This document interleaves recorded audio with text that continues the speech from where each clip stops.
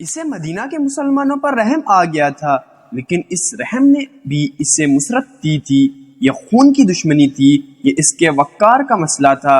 مسلمانوں کو کچل ڈالنا اس کا عزم تھا۔ جنگ احد کے بہت دن بعد اسے پتہ چلا تھا کہ جب مکہ میں قریش اپنا لشکر جمع کر رہے تھے تو اطلاع رسول کریم صلی اللہ علیہ وسلم کو مل گئی تھی، اور جب یہ لشکر مدینہ کے راستے میں تھا تو رسول خدا صلی اللہ علیہ وسلم کو اس کی رفتار، پڑاؤ اور مدینہ سے فاصلے کی اطلاعیں مسلسل ملتی رہی تھیں۔ آپ صلی اللہ علیہ وسلم کے مکہ سے کوچ کی اطلاع حضرت عباس رضی اللہ تعالی عنہ نے دی تھی۔ قریش کے اس لشکر نے مدینہ سے کچھ میل دور کوہ احد کے قریب ایک ایسی جگہ کیمپ کیا تھا جو ہری بھری تھی اور وہاں پانی بھی تھا۔ خالد کو معلوم نہ تھا کہ مسلمانوں کے 2 جاسوس اس لشکر کی پوری تعداد دیکھ آئے ہیں اور رسول کریم صلی اللہ علیہ وسلم کو بتا چکے ہیں۔ 21 مارچ 625 عیسوی کے روز رسول کریم صلی اللہ علیہ وسلم نے اپنی فوج کو کوچ کا حکم دیا اور شیخین نامی ایک پہاڑی کے دامن میں جا خیمہ زن ہوئے۔ آپ صلی اللہ علیہ وسلم کے ساتھ 1000 پیادہ مجاہدین تھے، جن میں 100 نے سروں پر زرہ پہن رکھی تھی۔ مجاہدین کے پاس صرف 2 گھوڑے تھے، جن میں سے ایک نبی کریم صلی اللہ علیہ وسلم کے پاس تھا۔ اس موقع پر منافقین کے نفاق کا پہلا خطرناک مظاہرہ ہوا جو غداری کے مترادف تھا۔ مدینہ کے بعض ایسے لوگوں نے اسلام قبول کر لیا تھا جو دل سے مسلمان نہیں ہوئے تھے۔ انہیں رسول کریم صلی اللہ علیہ وسلم نے منافقین کہا تھا۔ کسی کے متعلق یہ معلوم کرنا وہ سچا مسلمان ہے یا منافق بہت مشکل تھا۔ جب مجاہدین مدینہ سے شیخین کی پہاڑی کی طرف کوچ کرنے لگے تو ایک با اثر آدمی جس کا نام عبداللہ بن ابی تھا، رسول کرم صلی اللہ علیہ وسلم کے ساتھ اس بحث میں الجھ گیا کہ قریش کا لشکر 3 گنا ہے، اس لیے مدینہ سے باہر جا کر لڑنا نقصان دہ ہوگا۔ آپ صلی اللہ علیہ وسلم نے مجاہدین کے دوسرے سرداروں سے رائے لی تو اکثریت نے یہ کہا کہ شہر سے باہر لڑنا زیادہ بہتر ہوگا۔ آپ صلی اللہ علیہ وسلم عبداللہ بن ابی کے ہی ہم خیال تھے، لیکن آپ صلی اللہ علیہ وسلم نے اکثریت کا ہی فیصلہ منظور فرمایا اور کوچ کا حکم دے دیا۔ عبداللہ بن ابی نے شہر سے باہر جانے سے انکار کر دیا۔ اس کے پیچھے ہٹنے کی دیر تھی کہ لشکر میں سے 300 آدمی پیچھے ہٹ گئے۔ تب پتہ چلا کہ یہ سب منافقین تھے اور عبداللہ ان کا سردار ہے۔ اب 3000 کے مقابلے میں مجاہدین کی نفری صرف 700 رہ گئی۔ رسول اکرم صلی اللہ علیہ وسلم دل برداشتہ نہ ہوئے اور 700 ہی کو ساتھ لے کر کوہ احد کے دامن میں شیخین کے مقام پر مجاہدین کو جنگی ترتیب میں کر دیا۔ خالد نے ایک بلند ٹیکڑی پر کھڑے ہو کر مسلمانوں کی ترتیب دیکھی تھی اور اس نے اپنے سالار ابو سفیان کو بتا کر اپنے دستے کی جگہ طے کر لی۔ رسول اکرم صلی اللہ علیہ وسلم نے مجاہدین کو کم و بیش 1000 گز لمبائی میں پھیلا دیا۔ پیچھے وادی تھی، مجاہدین کے ایک پہلو کے ساتھ پہاڑی تھی، لیکن دوسرے پہلو پر کچھ نہیں تھا۔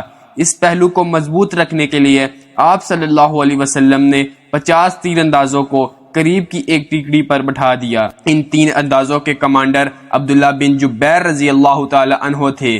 اپنی ذمہ داری سمجھ لو عبداللہ، رسول خدا صلی اللہ علیہ وسلم نے اسے ہدایت دیتے ہوئے فرمایا، اپنے عقب کو دیکھو، دشمن ہمارے عقب میں نقل و حرکت کر سکتا ہے جو ہمارے لیے خطرہ ہے۔ دشمن کے پاس گھڑ سوار زیادہ ہیں، وہ ہمارے پہلو پر گھڑ سواروں سے حملہ کر سکتا ہے۔ اپنے تیر اندازوں کو گھڑ سواروں پر مرکوز رکھو، پیادوں کا مجھے کوئی ڈر نہیں۔ تقریباً تمام مستندم اور رخین جن میں ابن حشام اور واقدی خاص طور پر قابل ذکر ہیں، لکھتے ہیں کہ رسول کریم صلی اللہ علیہ وسلم نے عبداللہ بن جبیر رضی اللہ تعالی عنہ کو واضح الفاظ میں کہا تھا، ہمارا عقب صرف تمہاری بیداری اور مستعدی سے محفوظ رہے گا، تمہاری ذرا سی کوتاہی بھی ہمیں بڑی ذلت آمیز شکست دے سکتی ہے۔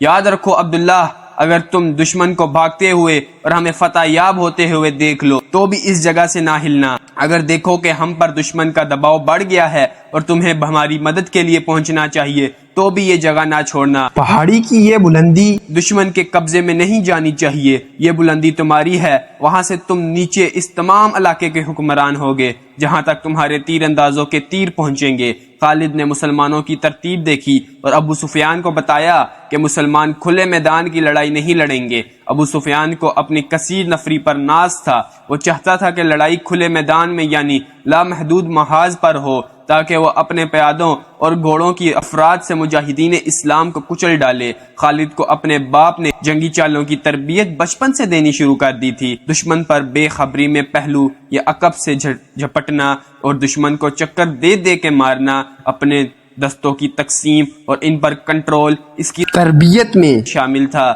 جو اس کے باپ نے اسے دی تھی۔ اس نے تجربے کار سردار کی نگاہوں سے مجاہدین کی ترتیب دیکھی تو اس نے محسوس کیا کہ مسلمان فن و حرب کے کمالات دکھا سکتے ہیں۔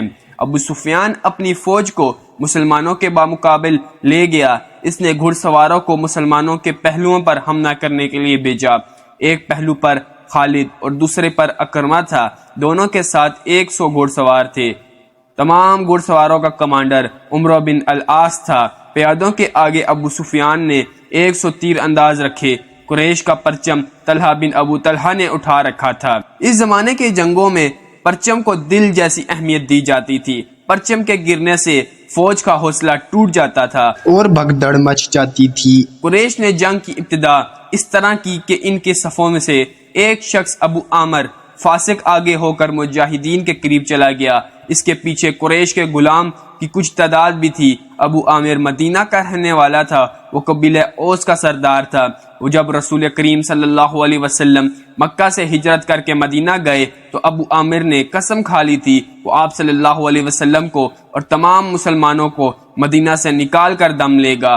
اس پر ایک بڑی ہی حسین یہودن کور یہودیوں کے مال و دولت کا تلسم طاری تھا۔ یہودیوں کی اسلام دشمن کارروائیاں زمین دوز ہوتی تھیں۔ بظاہر انہوں نے مسلمانوں کے ساتھ دوستی اور فرما برداری کا معاہدہ کر رکھا تھا۔ ابو عامر انہی کے ہاتھوں میں کٹ پتلی بنا ہوا تھا، لیکن ان یہودیوں نے اسے قریش کا دوست بنا رکھا تھا۔ اب مجاہدین قریش کے خلاف لڑنے کے لیے مدینہ سے نکلے تو ابو عامر قریش کے پاس چلا گیا۔ اس کے قبیلے اور اس کے بہت سے آدمی رسول کریم صلی اللہ علیہ وسلم کے دست مبارک پر اسلام قبول کر چکے تھے اور وہ قریش کے مقابلے میں صف آرا تھے۔ ابو عامر آگے چلا گیا اور مجاہدین سے بلند آواز سے مخاطب ہوا۔ رسول کریم صلی اللہ علیہ وسلم نے اسے فاسق کا خطاب دیا۔ قبیلہ اوس کے غیرت مند بہادروں، ابو عامر فاسق نے کہا، تم مجھے یقیناً پہچانتے ہو، میں کون ہوں، میری بات غور سے سن لو۔ وہ اپنی للکار پوری نہ کر پایا تھا کہ مجاہدین اسلام کی صف سے قبیلہ اوس کے ایک مجاہد کی آواز گرجی، او فاسق بدکار، ہم تیرے نام پر تھوک چکے ہیں۔ خالد کو وہ وقت یاد آ رہا تھا۔ مجاہدین اسلام کی صف سے ابو عامر اور اس کے ساتھ گئے ہوئے غلاموں پر پتھروں کی بوچار شروع ہو گئی۔ مورخ لکھتے ہیں کہ پتھر برسانے والے قبیلہ اوس کے مجاہدین تھے۔ ابو عامر اور غلام جو مجاہدینوں کے پتھروں کی زد میں تھے، ایک ایک دو پتھر کھا کر پیچھے بھاگ آئے۔ یہودی مدینہ میں بیٹھ کر لڑائی کی خبروں کا انتظار کر رہے تھے۔ جس یہودن کی تلسم میں ابو عامر گرفتار تھا، وہ اپنی کامیابی کی خبر سننے کے لیے بےتاب تھی۔ اسے ابھی معلوم نہ تھا کہ اس کے حسن و جوانی کا تلسم کو مسلمانوں نے سنگسار کر دیا ہے۔ ابو عامر فاسق کہ اس واقعے سے پہلے وہ عورتیں جو قریش کے لشکر کے ساتھ گئی تھیں، لشکر کے درمیان کھڑے ہو کر سریلی آوازوں میں ایسے گیت گا رہی تھیں جن میں بدر میں مارے جانے والے قریش کا ذکر ایسے الفاظ میں، ایسے طرز میں کیا گیا کہ سننے والوں کا خون کھلتا اور رونگٹے کھڑے ہو جاتے تھے۔ ان عورتوں میں سے ایک دو نے جوشیلی تقریر کی صورت میں بھی قریش کے خون کو گرمایا تھا۔ عورتوں کو پیچھے چلے جانے کا حکم ملا تو ابو سفیان کی بیوی ہند نے ایک گھوڑے پر سوار ہو کر ایک گیت گانا شروع کر دیا۔ اس کی آواز بلند تھی اور اس میں سوز بھی تھا۔ تاریخ لکھنے والوں نے اس گیت کے پورے اشعار قلم بند نہیں کیے۔ انہوں نے لکھا ہے کہ یہ گیت فحش تھا جس میں مرد اور عورت کے در پردہ تعلقات کا ذکر تھا۔ اشعار جو تاریخ میں آئے ہیں وہ اس طرح ہیں، ان میں جس عبدالدار کا نام آتا ہے یہ بنو عبدالدار ہے۔ بنو امیہ اسی کی ایک شاخ تھی۔ بنو عبدالدار قریش کا بہت اونچا خاندان تھا۔ عبدالدار کے سپوتوں، ہمارے گھرانوں کے پاسبانوں، ہم رات کی بیٹیاں ہیں، ہم تکیوں کے درمیان حرکت کرتے ہیں، اس حرکت میں لطف اور لذت ہوتی ہے۔ تم دشمن پر چڑھ دوڑے تو ہم تمہیں اپنے سینوں سے لگا لیں گی، تم بھاگ آئے ہم تمہیں قریب نہیں آنے دیں گی۔ اس کے بعد ابو عامر فاسق پر مجاہدین اسلام کی طرف سے سنگ باری ہوئی، اور اس کے فوراً بعد قریش نے مجاہدین پر تیر پھینکنے شروع کر دیے۔ مجاہدین نے اس کے جواب میں تیر برسائے۔ خالد اپنے پہلو والے مسلمان کے پہلو پر حملہ کرنے کے لیے اپنے 100 سواروں کے ساتھ تیزی سے بڑھا۔ اسے معلوم نہ تھا کہ بلندی پر تیر انداز چھپے بیٹھے ہیں۔ اس کے سوار بے دھڑک چلے آ رہے تھے، راستہ ذرا تنگ تھا، سواروں کو آگے پیچھے ہونا پڑا۔ خالد سوچ سمجھ کر اپنے سوار دستے کو اس پہلو پر لایا تھا۔ اپنے باپ کی تربیت کے مطابق اسے بڑی خود اعتمادی سے توقع تھی کہ وہ ہلا بول کر مسلمانوں کو اس پوزیشن میں لے آئے گا کہ وہ پسپا ہو جائیں گے، اور اگر جم کر نہ لڑے تو قریش کے گھوڑوں تلے کچل جائیں گے۔ مگر مسلمانوں کے پہلو سے اس کے سوار ابھی دور ہی تھے کہ اوپر سے تیر اندازوں نے اس کے اگلے سواروں کو نہ آگے جانے کے قابل چھوڑا، نہ وہ پیچھے ہٹنے کے قابل رہے۔ ایک ایک سوار کئی تیر کھا کر گرا، اور جن گھوڑوں کو تیر لگے انہوں نے خالد کے سوار دستے کے لیے قیامت برپا کر دی۔ پیچھے والے سواروں نے گھوڑے موڑے اور پسپا ہو گئے۔ ادھر قریش کی عورتوں نے ڈف اور ڈھولک کی ٹھاپ پر وہی گیت گانا شروع کر دیا جو ہند نے اکیلے گایا تھا۔ عبدالدار کے سپوتوں، ہم رات کی بیٹیاں ہیں، ہم تو تکیوں کے درمیان۔ مورخ فخری لکھتا ہے عربی جنگجوؤں کے اس وقت رواج کے مطابق ایک جنگجو کے لڑنے کا مرحلہ آیا۔ سب سے پہلے قریش کے پرچم بردار طلحہ بن ابو طلحہ نے آگے جا کر مجاہدین اسلام کو للکارا کہ اس کے مقابلے کے لیے کسی کو آگے بھیجو۔ میرے دین کے دشمن حضرت علی رضی اللہ تعالی عنہ نے تند ہوا کے جھونکے کی طرح آگے آ کر کہا، میں آتا ہوں تیرے مقابلے کے لیے۔ طلحہ اپنے قبیلے کا پرچم تھامے تلوار لہراتے ہوئے پھرا ہوا آگے آیا، مگر اس کا وار ہوا کو چیرتا ہوا گزر گیا۔ وہ ابھی سنبھل ہی رہا تھا کہ حضرت علی رضی اللہ تعالی عنہ کی تلوار نے اسے ایسا گھیرا کہ زخم لگایا کہ پہلے اس کا پرچم گرا، پھر وہ خود گرا۔ قریش کے ایک آدمی دوڑا آیا اور پرچم اٹھا کر پیچھے چلا گیا۔ حضرت علی رضی اللہ تعالی عنہ نے اسے بھی گرا سکتے تھے، مگر انفرادی مقابلوں میں یہ روا نہ تھا۔ طلحہ کو اٹھا کر پیچھے لے آئے۔ اس کے خاندان کا ایک اور آدمی آگے بڑھا، میں انتقام لینے کا پابند ہوں، وہ للکار کر آگے گیا، علی آ میری تلوار کی کاٹ دیکھ۔ حضرت علی رضی اللہ تعالی عنہ خاموشی سے اس کے مقابلے پہ آ گئے۔ دونوں نے ایک دوسرے کی آنکھوں میں آنکھیں ڈالے، ایک چکر کاٹا، پھر ان کی تلواریں اور ڈھالیں ٹکرائیں۔ اس کے بعد سب نے دیکھا حضرت علی رضی اللہ تعالی عنہ کی تلوار سے خون ٹپک رہا ہے اور ان کا مد مقابل زمین پر تڑپ رہا تھا۔ پھر قریش کے متعدد آدمی باری باری لڑکارتے ہوئے آگے بڑھے، مجاہدین کے مقابلے میں مرتے گئے۔ قریش کا سالار اعلی ابو سفیان اپنے آدمیوں کو گرتا دیکھ کر غصے سے بے قابو ہو گیا۔ جنگی دستور کے مطابق اسے انفرادی مقابلوں کے لیے نہیں اترنا چاہیے تھا، کیونکہ وہ سالار تھا۔ اس کے مارے جانے سے اس کی فوج میں ابتری پھیل سکتی تھی، لیکن وہ اپنے آپ پر قابو نہ رکھ سکا۔ وہ گھوڑے پر سوار تھا، اس نے گھوڑے کو ایڑ لگائی اور للکارتا ہوا آگے چلا گیا۔ اس کی بیوی ہند نے اسے جاتے دیکھا تو اپنے اونٹ پر سوار ہو کر آگے چلی گئی اور بڑی بلند آواز سے وہی گیت گانے لگی، جس کے اشعار یہ بھی تھے کہ تم بھاگے آئے تو ہم تمہیں اپنے قریب نہیں آنے دیں گی۔ ابو سفیان گھوڑے پر سوار تھا، لیکن اس کے مقابلے کے لیے جو مسلمان آگے آیا وہ پیادہ تھا۔ تاریخ اسے حنظلہ بن ابو عامر رضی اللہ تعالی عنہ کے نام سے یاد کرتی ہے۔ ابو سفیان کے ہاتھ میں لمبی برچھی تھی۔ کسی کو بھی توقع نہیں تھی کہ تلوار والا پیادہ پرچی والے گھڑ سوار سے زندہ بچ جائے گا۔ ابو سفیان کا گھوڑا حنظلہ رضی اللہ تعالی عنہ پر سر پٹ دوڑا آیا۔ ابو سفیان نے پرچی تول کر پھر تاک کر ماری، لیکن حنظلہ رضی اللہ تعالی عنہ پھرتی سے ایک طرف ہو گیا۔ اس طرح 3 مرتبہ ہوا۔ تیسری مرتبہ ابو سفیان کا گھوڑا نکل گیا تو حنظلہ رضی اللہ تعالی عنہ اس کے پیچھے دوڑ پڑا۔ گھوڑا رک کر پیچھے کو مڑا تو حنظلہ رضی اللہ تعالی عنہ اس تک پہنچ چکا تھا۔ ابو سفیان اسے دیکھ نہ سکا۔ حنظلہ رضی اللہ تعالی عنہ نے گھوڑے کی اگلی ٹانگوں پر ایسا زوردار وار کیا کہ گھوڑا گر پڑا۔ ابو سفیان دوسری طرف گرا۔ حنظلہ رضی اللہ تعالی عنہ اس پر حملہ کرنے کو آگے بڑھا تو ابو سفیان گرے ہوئے گھوڑے کے ارد گرد دوڑ دوڑ کر اپنے آپ کو بچانے لگا، اور اس کے ساتھ ہی اس نے قریش کو مدد کے لیے پکارا۔ قریش کا ایک پیادہ دوڑا آیا۔ مسلمان اس غلط فہمی میں رہے کہ یہ آدمی ابو سفیان کو اپنے ساتھ لے جائے گا، لیکن اس نے بے اصولی کا مظاہرہ کیا، پیچھے سے حنظلہ رضی اللہ تعالی عنہ پر وار کر کے اسے شہید کر دیا۔ ابو سفیان اپنی صفوں میں بھاگ گیا۔ آخری مقابلے کے لیے قریش کی طرف سے عبد الرحمن بن ابو بکر آیا۔ مورخ وقتی یہ واقعہ اس طرح بیان کرتا ہے: عبد الرحمن بن ابو بکر کی للکار پر اس کے والد حضرت ابو بکر صدیق رضی اللہ تعالی عنہ، جو اسلام قبول کر چکے تھے، رسول اکرم صلی اللہ علیہ وسلم کے ساتھ تھے، تلوار نکال کر اپنے جوان بیٹے کے مقابلے کے لیے نکلے۔ آگے مسلمان باپ کے کافر فرزند حضرت ابو بکر صدیق رضی اللہ تعالی عنہ نے للکار کر کہا: رسول کریم صلی اللہ علیہ وسلم نے دیکھا کہ باپ بیٹا مقابلے پر اتر آئے ہیں، تو آپ صلی اللہ علیہ وسلم نے دوڑ کر حضرت ابو بکر صدیق رضی اللہ تعالی عنہ کو روک لیا۔ تلوار نیام میں ڈالو ابو بکر، رسول کریم صلی اللہ علیہ وسلم نے فرمایا، اور حضرت ابو بکر صدیق رضی اللہ تعالی عنہ کو پیچھے لے گئے۔ خالد کو جنگ کا شور و غل ابھی بھی سنائی دے رہا تھا۔ وہ منظر اس کی آنکھوں نے اپنی پلکوں میں محفوظ کر رکھا تھا۔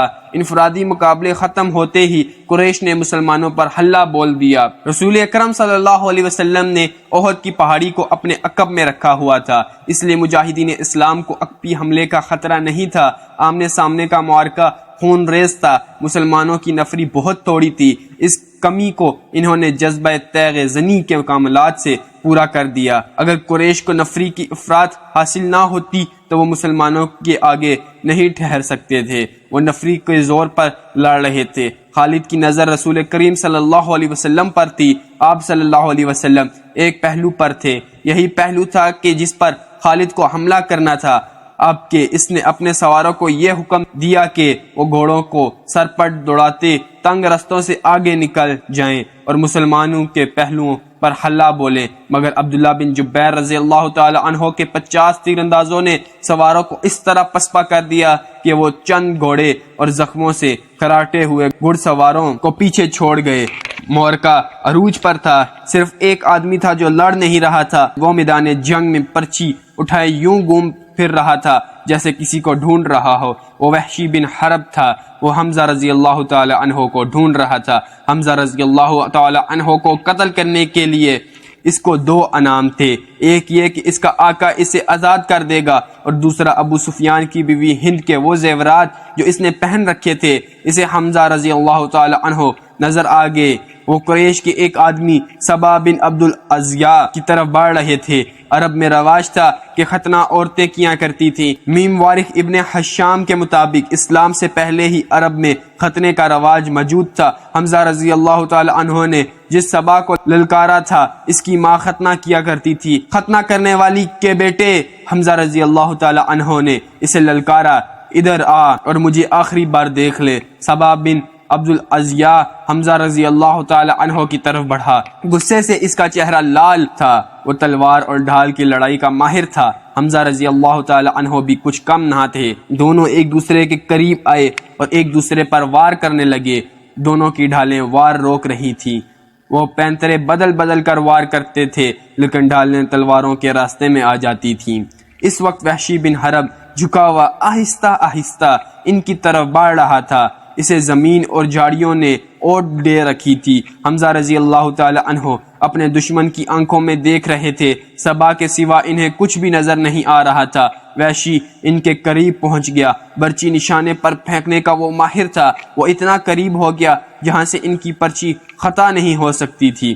وہ اٹھ کھڑا ہوا اور پرچی کو ہاتھ میں تولا، پھر اسے پھینکنے کی پوزیشن میں لایا۔ حمزہ رضی اللہ تعالی عنہ نے سبا پر یکے بعد دیگر تیزی سے 2-3 وار کیے۔ آخری وار ایسا پڑا کہ حمزہ رضی اللہ تعالی عنہ کی تلوار سبا کے پیٹ میں اتر گئی۔ حمزہ رضی اللہ تعالی عنہ نے تلوار اس کے پیٹ سے اس طرح نکالی کہ اس کا پیٹ اور زیادہ پھٹ گیا اور وہ حمزہ رضی اللہ تعالی عنہ کے قدموں میں گر پڑا۔ حمزہ رضی اللہ تعالی عنہ ابھی سنبھلے ہی تھے کہ وحشی نے ان پر پوری طاقت سے پرچی پھینکی۔ فاصلہ بہت کم تھا۔ پرچی حمزہ رضی اللہ تعالی عنہ کے پیٹ میں اتنی زیادہ اتر گئی کہ اس کی آنی حمزہ رضی اللہ تعالی عنہ کی پیٹھ سے آگے نکل گئی۔ حمزہ رضی اللہ تعالی عنہ گرے نہیں، انہوں نے ادھر ادھر دیکھا، انہیں وحشی دکھائی دیا۔ حمزہ رضی اللہ تعالی عنہ پرچی اپنے جسم میں لیے ہوئے وحشی کی طرف بڑھے۔ وحشی جہاں کھڑا تھا وہیں کھڑا رہا۔ حمزہ رضی اللہ تعالی عنہ 4-5 قدم چل کر گر پڑے۔ وحشی ان کے جسم کو ہلتا جلتا دیکھ رہا۔ جب جسم کی حرکت بند ہو گئی تو وحشی ان تک آیا، وہ شہید ہو چکے تھے۔